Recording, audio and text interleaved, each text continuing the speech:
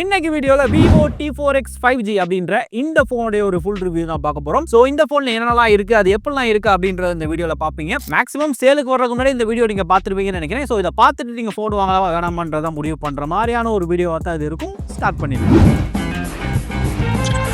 First design பாத்தீங்க அப்படின்னா typical plastic build தான். உங்களுக்கு பேக்ல எனக்கு இந்த கலர் பேட்டர்ன் பர்சனல் ரொம்பவே பிடிச்சிருக்கு. பேக்ல 4 சைடுமே உங்களுக்கு கர்வ் ஆகிற மாதிரி கொடுத்துருக்காங்க. ஸோ அதனால உங்களுக்கு அந்த கிரிப் பிடிக்கிறதுக்கு நல்லா இருக்கு, கம்ஃபர்டபுளா இருக்கு அப்படின்னு சொல்லலாம். என் கையில இருக்கிறது ப்ராண்டோ பர்பிள் அப்படின்ற ஒரு கலர், இதே மாதிரி உங்களுக்கு மரைன் ப்ளூ அப்படின்ற இன்னொரு கலர் இருக்கு. இந்த ரெண்டு கலர்ல எதனால நீங்க வாங்கிக்கலாம். மேல ரெக்டாங்குலர் ஷேப்ல கேமரா மாடியூல் இருக்கு. ஓவரால் டிசைன் உங்களுக்கு பாக்குறதுக்கு நல்லாவே இருக்கு. அப்புறம் சைட்ல உங்களுக்கு ஃபிங்கர் பிரிண்ட் சென்சார் கொடுத்துருக்காங்க, அதுவும் நல்லா ஃபாஸ்டா அக்யூரேட்டா ஒர்க் ஆகுது, பிரச்சனை இல்லை. அப்புறம் ப்ரொடெக்ஷனுக்காக இந்த போன்ல உங்களுக்கு மிலிட்டரி கிரேட் ஷாக் ரெசிஸ்டன்ஸ் கொடுத்திருக்காங்க. அதை தாண்டி உங்களுக்கு IP64 ரேட்டிங்கும் கொடுத்திருக்காங்க. ஓவரால் போனோட வெயிட் உங்களுக்கு அரௌண்ட் 204 கிராம் இருக்கு, மேனேஜபிளான வெயிட் தான். தென் இது ஒரு 5G போன் கூட 8 5G பேண்ட் சப்போர்ட் பண்ணும். தென் அடுத்து பேட்டரியை பத்தி பார்ப்போம். ஏன்னா இந்த போனோட ஒரு முக்கியமான ஒரு செல்லிங் பாயிண்ட் இதோட பேட்டரி தான். ஏன்னா இந்த போன்ல உங்களுக்கு 6500 mAh பேட்டரி இருக்கு. நோட் பண்ணிக்கோங்க, இந்த போனை நீங்க 15000 பட்ஜெட்ல வாங்கிக்கலாம். 6500 mAh பேட்டரி 15000 பட்ஜெட்ல அப்படின்றது ஒரு சூப்பரான ஒரு டீல் அப்படின்னு சொல்லலாம். இது இல்லாம 44 வாட் ஃபிளாஷ் சார்ஜர் பாக்ஸ்லயே உங்களுக்கு வந்துடும், தனியா சார்ஜர் தேடணும்னு அவசியம் இல்லை.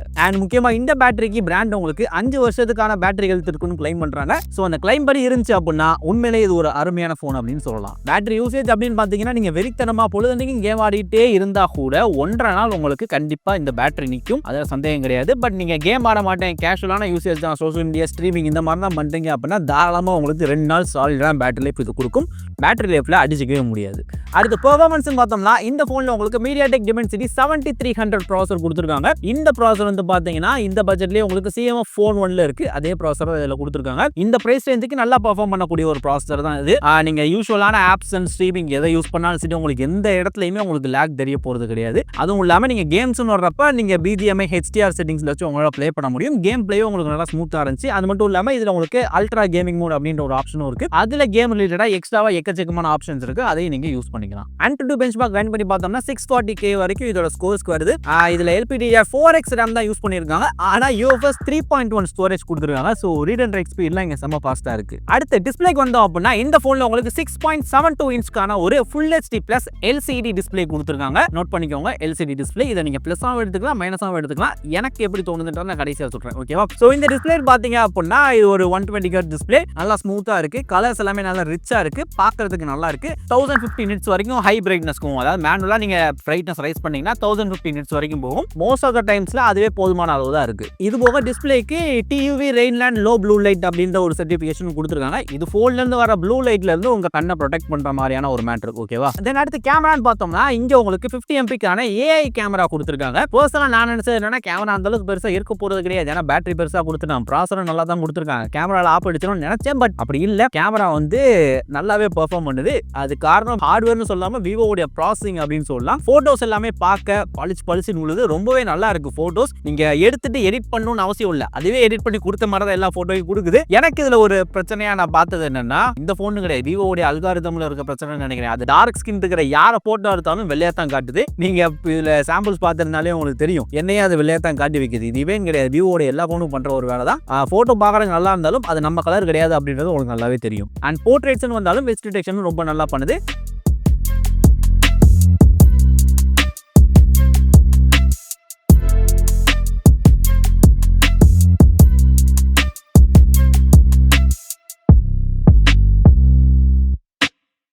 வீடியோல உங்களுக்கு 4K 30 FPS ஷூட் பண்ண முடியும். இன்னொரு விஷயம் நோட் பண்ணிக்கோங்க, நீங்க 8GB RAM உள்ள போன் வாங்கினா மட்டும்தான் உங்களால 4K 30 FPS வீடியோ ஷூட் பண்ண முடியும்.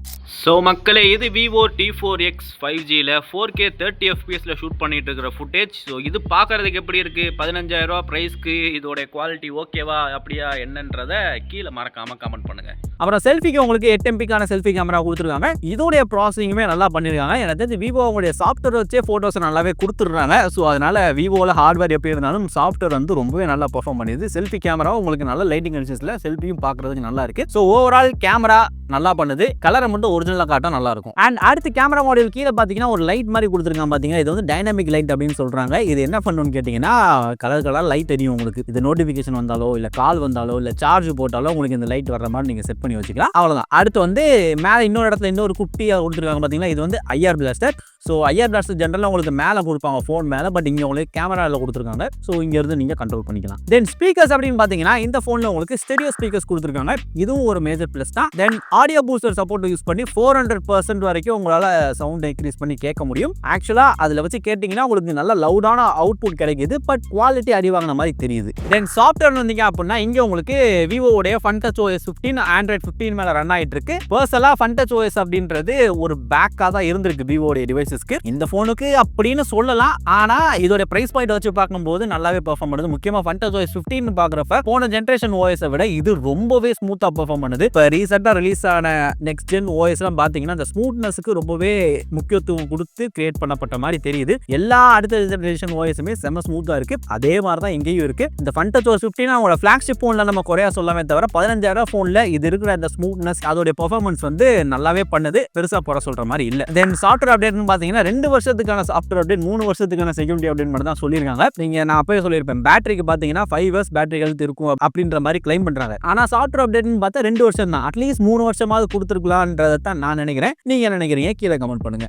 நெகட்டிவ்ஸ்னு பார்த்தீங்கன்னா என்னை பொறுத்த வரைக்கும் 2 வருஷம்ன்றது கம்மி தான். கண்டிப்பா 3 வருஷமாவது கொடுத்துருக்கலாம்ன்றதை நான் நினைக்கிறேன். இது தவிர்த்து கேமரா சைடு வந்தோம் அப்படின்னா விவோடைய அல்காரிதமே கொஞ்சம் அந்த ஒரிஜினல் டோனை கொடுத்தா நல்லா இருக்கும். அதுவும் இல்லாம அந்த ப்ராசஸ் பண்ற நேரத்தில் சில நேரங்களில் ஓவர் ப்ராசஸ்டான இமேஜையும் கொடுத்துருது. அதையும் கொஞ்சம் எல்லா நேரமும் கன்சிஸ்டன்டான ஒரு இமேஜ் கொடுத்தா நல்லா இருக்கும்னு தோணுது. ஓகேவா? பர்சனலா எனக்கு இந்த 2 தான் நெகட்டிவா தோணுச்சு. இதை தவிர்த்து 15000 பட்ஜெட்டுக்குள்ள 6500 mAh பேட்டரி 7300 ப்ராசஸர் அப்படின்றது ஒரு அருமையான டீலா தான் எனக்கு தோணுது. இந்த போனை நீங்க பிளிப்கார்ட்ல மார்ச் 12 வாங்கிக்க முடியும். பிரைஸ் நான் இப்ப ஷூட் பண்ணிட்டு இருக்கிறப்ப எனக்கு தெரியாது. நீங்க பாக்குறப்ப எனக்கு பிரைஸ் தெரிஞ்சுச்சுன்னா நான் உங்களுக்கு கமெண்ட்ல பின் பண்ணி விடுறேன். ஓகேவா? ஸோ அவ்வளவுதான் இந்த வீடியோ உங்களுக்கு பிடிச்சிருந்தா ஒரு லைக்கை போடுங்க. இதே மாதிரி இன்னொரு சூப்பரான வீடியோல கூட சீக்கிரம் மீட் பண்றேன். Until then, this is all from All Tech Tamil signing out.